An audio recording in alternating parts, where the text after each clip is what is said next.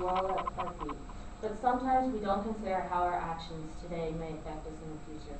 Just like Tamika Felder of Summerville, South Carolina, and founder of Tamika and Friends Incorporated. She was a charismatic young adult. She grew up in an affectionate family and in a tight-knit community. Before her senior year began, her father died of colon cancer, but that did not stop her from graduating from high school and college, and then later moving to DC to be a television producer, where she quickly made a name for herself. Then, in 2001, at the age of 25, she was diagnosed with advanced cervical cancer. And this dashed her hopes of having children one day of her own, and she had to immediately undergo an emergency hysterectomy. She couldn't afford freezing her eggs for a surrogate uterus, and she began chemotherapy and radiation therapy immediately. Tamika was one of the millions of women with cervical cancer whose cause was not only foreseeable but completely preventable. That cause was human papillomavirus, or HPV.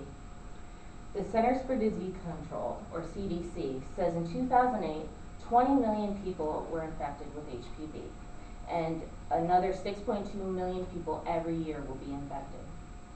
So what is HPV?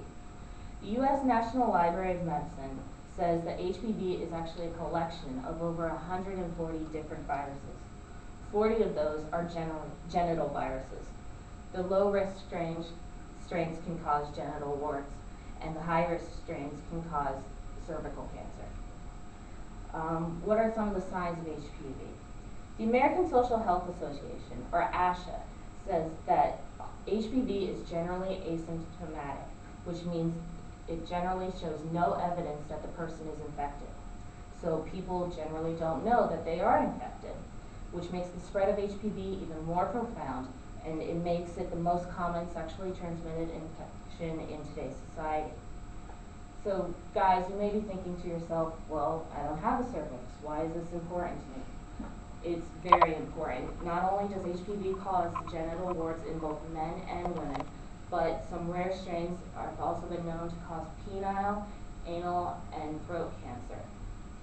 And I'm sure you all know women, whether it be your mothers, sisters, aunts, cousins, or even your girlfriends, who could benefit from this information and prevent being diagnosed with cervical cancer one day.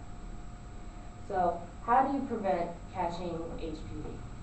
First of all, you use condoms. The Food and Drug Administration, or the FDA, says that condoms help protect against the spread of HPV, though it's not completely effective because, like herpes, HPV can be spread through skin-to-skin contact.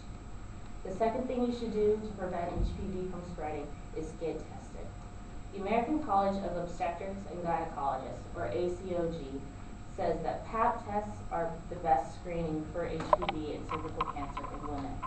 The CDC also says that men should perform self-tests and see a doctor regularly in order to ensure sexual health.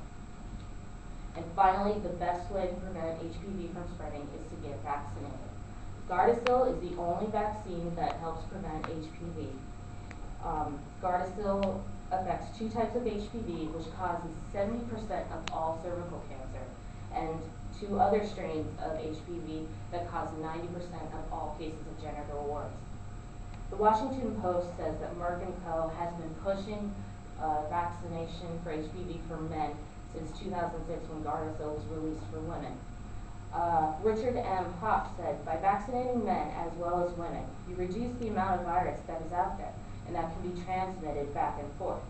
Hopefully, there will be a benefit not only to men themselves, but to their partners and future partners.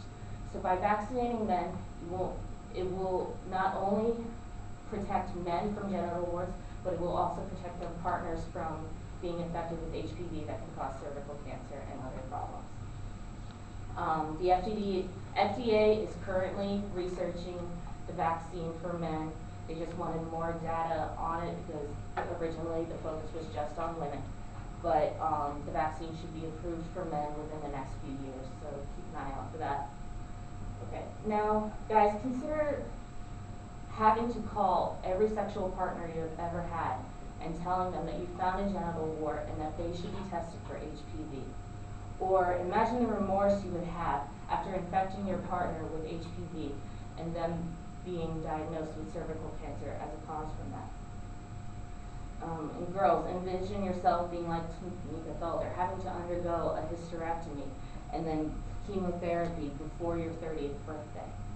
Or you can prefer to live with the knowledge that you've done everything possible to protect yourself and take care of yourself. This is possible by protecting yourself and educating your friends and family about HPV. I'm going to pass out some cards that have the University of Central Florida's Health and Wellness Center phone number on them. Guys, set up an appointment for your STD screening, and girls, set up an appointment with a gynecologist. Not only will they be able to answer all your questions about HPV, but they can also give you plenty of information about vaccinations. And just remember that education is the most important thing when fighting HPV, and once people know about it, they can actually fight it.